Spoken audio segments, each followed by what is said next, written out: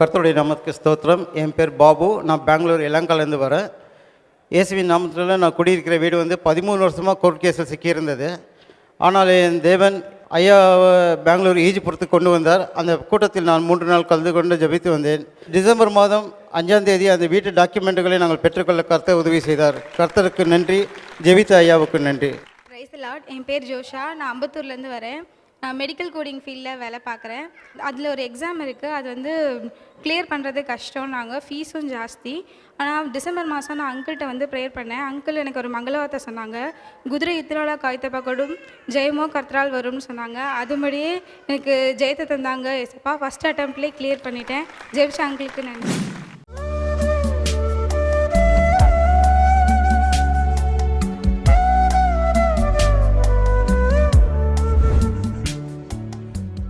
கிறிஸ்துவுக்குள் மிகவும் பிரியமான எனதர்மை சகோதர சகோதரிகளே, நம்மை சிருஷ்டித்தவரும் நம்மை உண்டாக்கினவரும் நம்மை ஒருபோதும் மறந்து போகாதவருமாகிய இயேசு கிறிஸ்து வினையற்ற நாமத்தினால உங்கள் எல்லாரையும் வாழ்த்தி ஆசீர்வதிக்கிறேன். அல்லேலூயா.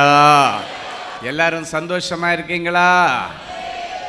இந்த நாளிலும் ஆண்டவருடைய பாதப்படியில் அமர்ந்து, ஆண்டவரே, என் பிள்ளைகளுக்கு என்ன வார்த்தை சொல்ல விரும்புகிறீர், என்ன மங்கள வார்த்தை சொல்லி என் பிள்ளைகளை ஆசீர்வதிப்பது பரலோகத்தினுடைய திட்டமாக இருக்கிறது. காட்ஸ் பிளான் படி இன்னைக்கு என்ன வார்த்தை என் பிள்ளைகளுக்கு பகிரப்பட வேண்டும், என்ன வார்த்தையை சொல்லி என் பிள்ளைகளை நான் ஆசீர்வதிக்க வேண்டும். தேவ சமூகத்திலே ஜெபத்திலே தரித்திருந்த பொழுது கர்த்தர் கொடுத்த மங்கள வார்த்தை ஆதியாகமத்தின் புஸ்தகம் 1ஆம் அதிகாரம் 28வது வசனம் இப்படியாய் சொல்லுகிறது. வாசிப்போம். பின்பு தேவன் அவர்களை நோக்கி நீங்கள் பலுகி பெருகி பூமியை நிரப்பி அதை கீழ்ப்படுத்தி சமுத்திரத்தின்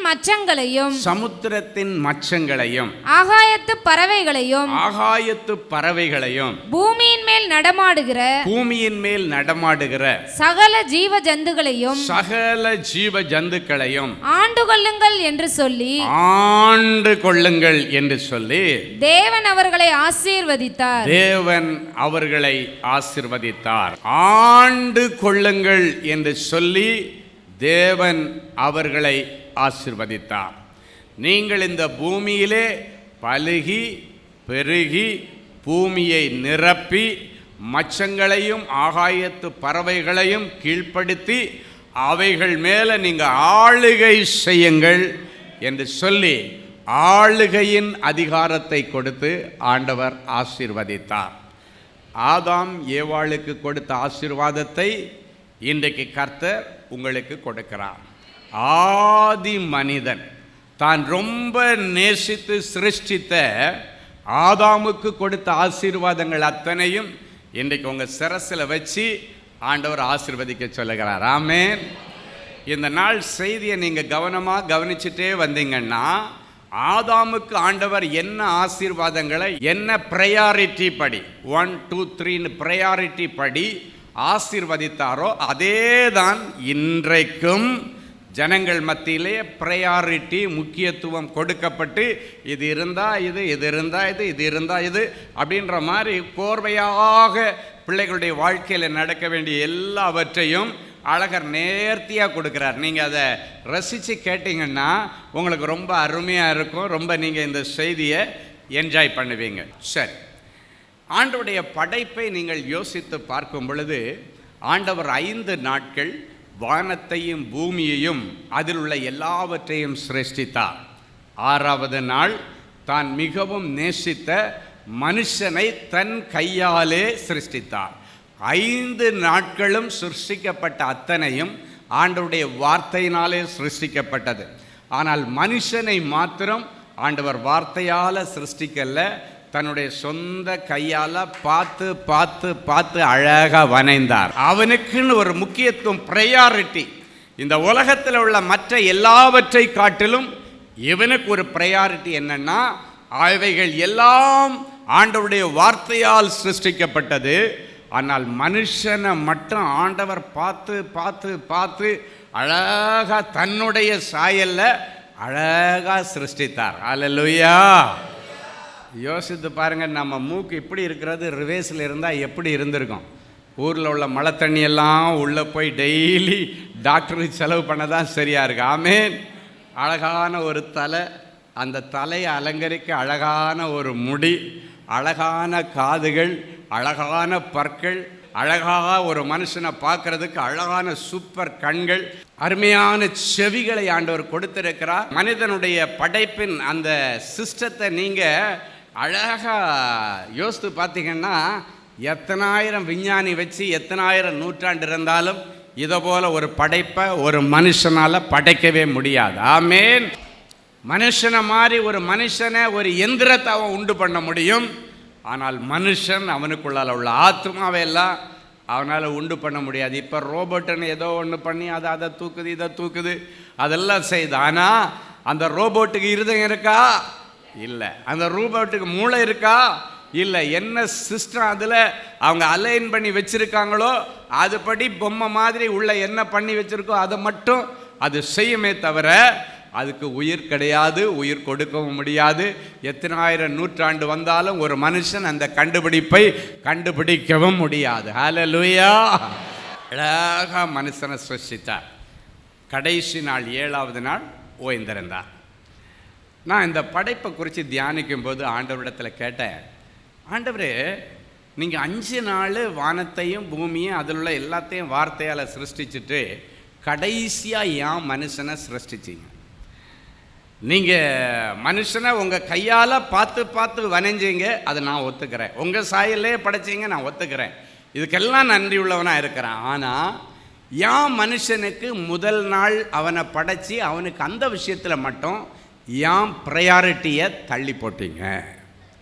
ஏன் இந்த முக்கியத்துவத்தை தள்ளி போட்டீங்க? அவனை இல்லை நீங்கள் முதல்ல படைச்சிருக்கணும். ஆண்டவர் சொன்னார், மகனே, 5 நாள் என் பிள்ளைக்கு வேண்டியதை தான் நான் படைத்தேன்.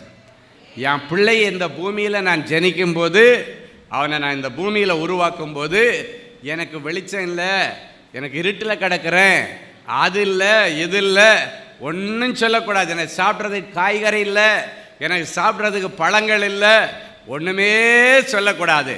அவனுக்காக தாண்டா 5 நாள் பார்த்து எல்லாத்தையும் படைத்தேன் அப்படின்னார். ஹல்லேலூயா. முதல் நாள் என் பிள்ளைய படைச்சிருந்தா நிறைய எம்டினஸை பார்த்துருப்பான். என் பிள்ளைக்கு நான் எம்டினஸை கொடுக்கிறவர் அல்ல, சம்பூரணத்தை கொடுக்கிறவர். அவனுக்கு வேண்டியதை தான் 5 நாள் உண்டாக்கி 6வது நாள் உண்டாக்கின என் பிள்ளைகிட்ட எல்லாத்தையும் ஹேண்ட் ஓவர் பண்ணிட்டேன். 5 நாள் படைச்சது எல்லாம் என் பிள்ளைக்காக ஹேண்ட் ஓவர் பண்ணப்பட்டு அவங்ககிட்ட கொடுத்துட்டு நான் சொன்னேன், இதுக்கெல்லாம் நீ தான் பேர் போடணும். ஒவ்வொரு மிருகங்களுக்கு பேர் போடுறதுக்கு யார்கிட்ட கொடுத்தாரு?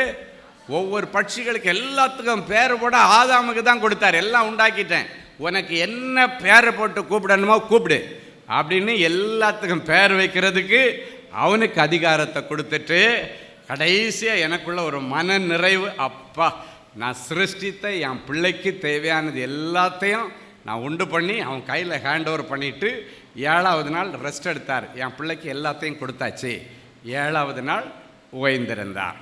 என் அன்பு தேவனுடைய பிள்ளைகளே, படைப்பு நிலையே ஆண்டவர் எவ்வளவு நம்மள அக்கறை உள்ளவராக இருக்கிறார்.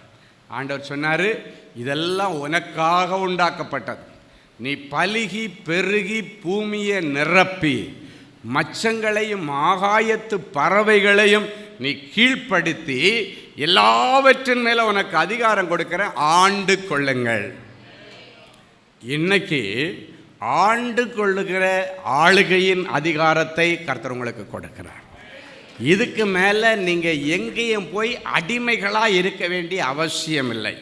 ஏன்னா ஆண்டவருடைய பிள்ளைகள், ஆண்டவரால் ஆசீர்வதிக்கப்பட்ட பிள்ளைகள் ஆள்வதற்கு பிறந்தவர்கள். வேதம் சொல்லுகிறது, அவர் சிறியவனை புழுதியிலிருந்து எடுத்து எளியவனை குப்பை மேட்டிலிருந்து உயர்த்தி ராஜாக்களோடும் பிரபுக்களோடும் உட்கார வைத்து அழகு பார்க்கிறவர். ஆமேன். எல்லா அடிமைத்தனங்களுக்கு இன்னைக்கு முடிவு. எங்கெல்லாம் அடிமைப்பட்டிருக்கீங்க? கடனுக்கு அடிமைப்பட்டிருக்கலாம், இல்லைன்னாச்சுன்னா ஏதோ ஒரு மனுஷனுக்கு அடிமைப்பட்டிருக்கலாம், ஏதோ ஒரு ஸ்திரீக்கு அடிமைப்பட்டிருக்கலாம், ஏதோ ஒரு தோழனுக்கு நீங்கள் அடிமைப்பட்டிருக்கலாம், இல்லை ஏதோ ஒரு பாவத்திற்கு நீங்கள் அடிமைப்பட்டிருக்கலாம். முதல் பிளஸ்ஸிங் இன்னைக்கு தீர்க்காயுசோட நீங்கள் வாழ்வதற்கு ஆண்டவர் கொடுக்கிறது, எல்லா அடிமைத்தனத்தின் ஆவிய உங்களை விட்டு வெளியேற்றி ஒரு சுதந்திர பறவையாக ஏருடைய கட்டுப்பாடு இல்லாம மனசாட்சிக்கு கட்டுப்பட்டு வாழ்கிற ஆளுகையின் அதிகாரத்தை கர்த்தர் கொடுக்கிறார். ஆமென். இதுக்கு மேல உலகம் உன்னை கீழ்ப்படுத்த முடியாது. நீ உலகத்தை கீழ்ப்படுத்தி நீ மேலோங்கி நிற்கும்படி ஆண்டவர் உதவி செய்வார். அல்லேலூயா. ஆளுகையின் அதிகாரம். சிலர் சொல்லுவாங்க, ஆண்டவர் நல்ல ஒரு வியாபாரத்தை கொடுத்தாரு, நல்ல பிஸ்னஸை கொடுத்தாரு, ஞானம் இல்லாமல் நான் அதை நடத்தி பெருமையில் விழுந்து என் கையாலேயே அதை உடைச்சி போட்டுட்டேன், கிடைச்ச வாய்ப்பை நான் நழுவ விட்டுட்டேன். சிலர் சொல்லுவாங்க, நான் படித்து முடித்த உடனே எனக்கு ஆண்டவர் நல்ல அழகான வேலையை கொடுத்தாரு, நானா அதை ஞானம் இல்லாமல் தொலைச்சி போட்டுட்டேன் அப்படின்னு நிறைய பேர் நிற்கிறீங்க. சிலர் நினைக்கிறீங்க, நான் படித்து முடித்த கையோட ஒரு அழகான திருமண வரன் வந்துச்சு, நல்லா இருந்துச்சு, ஞானம் இல்லாமல் என்னுடைய சுய மூளையில் யோசித்து இப்போ வேண்டான்னு தள்ளி போட்டேன், இப்போ எனக்கு அது மாதிரி நல்ல வரன் அமையலை, எனக்கு கிடைச்ச வாய்ப்பை நான் நழுவ விட்டுட்டேன். சிலர் சொல்லுவாங்க, நான் திருமணம் ஆன உடனே கையோடு நான் கன்சீவ் ஆனேன், ஆனால் யாரெல்லாமோ சொல்கிறாங்கன்னு அடுத்தவங்க பேச்சை கேட்டு இப்போவே இதுக்கு குழந்தை, ஒரு 4 வருஷம் கழித்து பார்க்கலாம், 2 வருஷம் கழித்து பார்க்கலாம், லைஃப்பில் செட்டில் ஆனதுக்கப்புறம் பார்க்கலாம், இன்னும் நமக்கு வேலையெல்லாம் சரியாக அமையல் எல்லாம் வந்ததுக்கப்புறம் பார்க்கலான்னு கிடைச்ச குழந்தையும் நான் கொண்டு போய் அழிச்சு போட்டேனே, இப்போ நான் ஏங்குகிறேனே, எனக்கு இப்போ அந்த வாய்ப்பு இல்லையே என்று வாய்ப்புகளை நழுவ விட்ட பிள்ளைகளை என் ஆவியிலே பார்க்கிறேன்.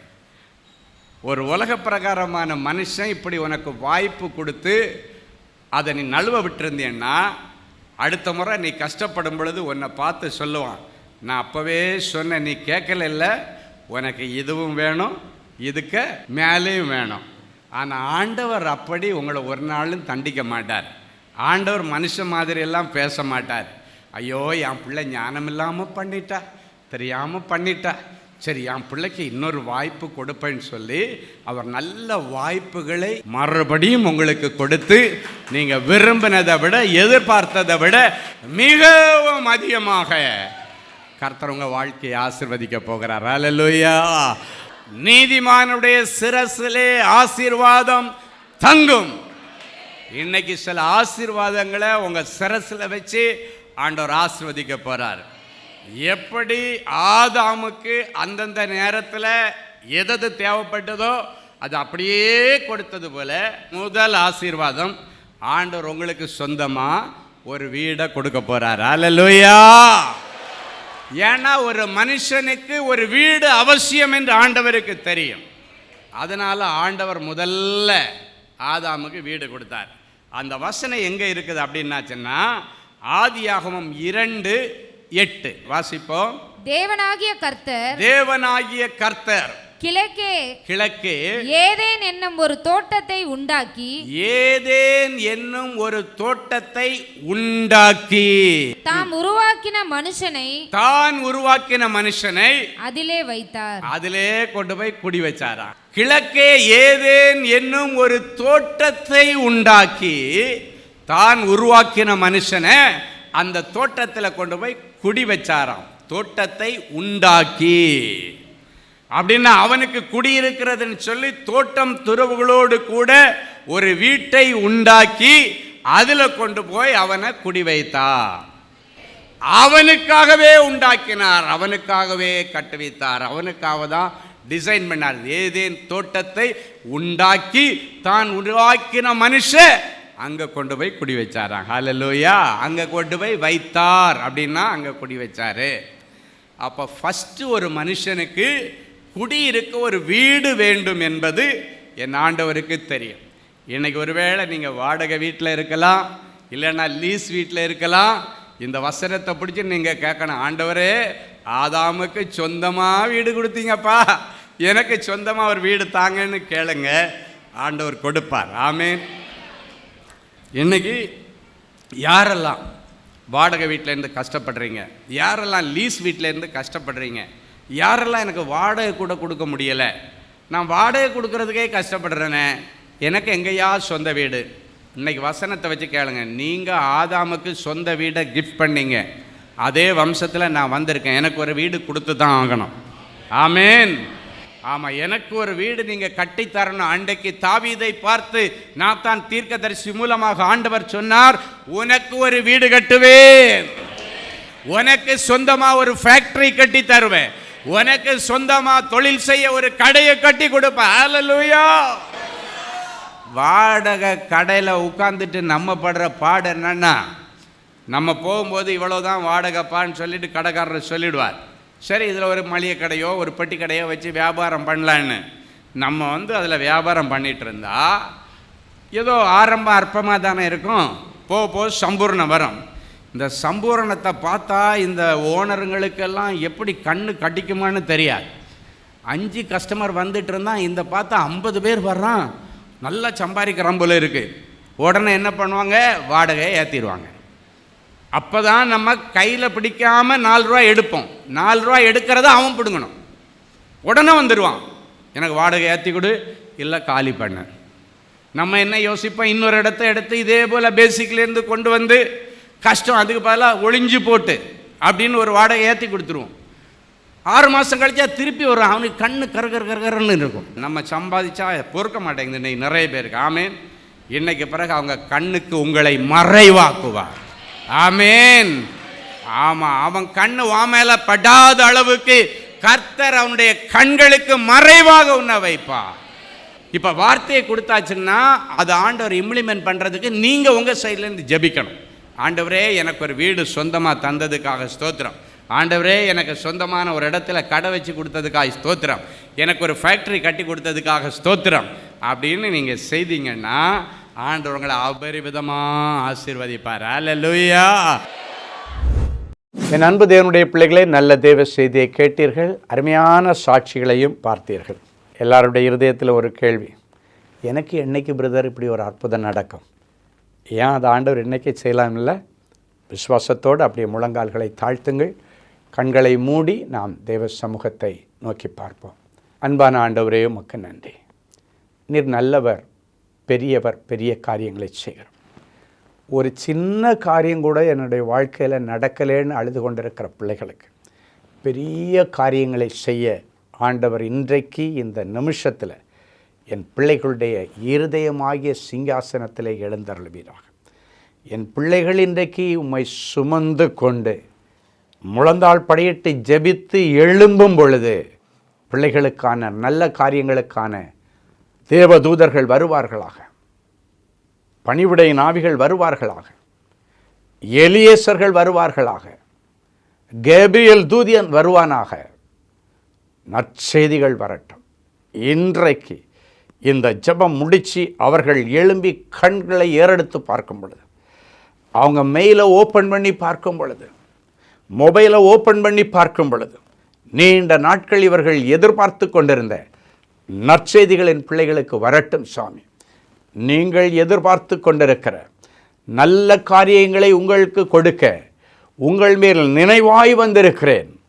அவைகள் தீமைக்கு ஏதுவாய் அல்ல, நன்மைக்கு ஏதுவாகவே நடக்கும். நன்மைக்கு ஏதுவான நற்செய்திகளும் வரும் என்று கர்த்தர் சொல்லி பிள்ளைகளை ஆசீர்வதிக்கிறதற்கு ஸ்தோத்திரம். எனக்கு எப்பொழுது மாறுதல் உண்டாகும் என்று யோபு காத்து கொண்டிருந்தது போல உபத்திரவத்தின் முடிவு நாளுக்காக காத்து கொண்டிருக்கிற என் பிள்ளைகளுக்கு இனியும் கால தாமதம் இல்லாமல் என் பிள்ளைகளுடைய உபத்திரவங்களுக்கு முடிவை கொண்டு வாரும். உபத்திரவத்தின் முடிவு வரும் பொழுது யோபுவுக்கு இரட்டிப்பான நன்மையை கொடுத்த ஆண்டவர் என் பிள்ளைகளுக்கும் இரட்டிப்பான நன்மைகளை கொடுத்து இவர்களை கனம் பண்ணுவீராக. இவர்கள் தரித்திரம் மறைவதாக, கடன் பிரச்சனைகள் மறைவதாக, நிந்தைகள் மறைவதாக, அவமானங்கள் மறைவதாக, கோர்ட்டு கேஸுக்கு இன்றைக்கு ஒரு முடிவு வருவதாக. நீண்ட நாட்களாய் இருதயத்தில் ஏங்கி கொண்டிருக்கிற என் பிள்ளைகளுடைய உணர்வுகளையும் அவருடைய மன விருப்பங்களையும் நீர் அறிந்திருக்கிறீர். வேதம் சொல்லுகிற இந்த வார்த்தையின்படி பிள்ளைகளை ஆசீர்வதிக்கிறேன். கர்த்தருக்குள் மனமகிழ்ச்சியாயிரு, அவரின் இருதயத்தின் வேண்டுதல்களை எல்லாம் உனக்கு அருள் செய்வார் என்ற வார்த்தையின்படி இருதயத்தின் வேண்டுதல்களை எல்லாம் என் பிள்ளைகளுக்கு நிறைவேற்றித்தார். நிறைஞ்ச மனசில் பிள்ளைகளை ஆசீர்வதிக்கிறேன் இயேசுவின் மூலம் பிதாவே. ஆமேன், ஆமேன். அன்பு தேவனுடைய பிள்ளைகளே, இந்நிகழ்ச்சியின் மூலம் நீங்கள் பெற்றுக்கொண்ட ஆசீர்வாதங்களையும் உங்கள் ஜெப விண்ணப்பங்களையும் அனுப்ப வேண்டிய முகவரி: தேவனின் அன்பு ஊழியங்கள், எண் 340B பார் 1A 3B1 Vinayak avenue, OMR road, Okkiyam, Thoraipakkam, Chennai 600097. மின்னஞ்சல் prayer@godsloveministries.co.in. எங்களது இணையதளம் www.godsloveministries.co.in. மேலும் 24 மணி நேர ஜெப உதவிக்கு 04454479999 மற்றும் 9941950999 என்ற எண்களுக்கு தொடர்பு கொள்ளுங்கள். கர்த்தர் தாமே உங்களை ஆசீர்வதிப்பாராக.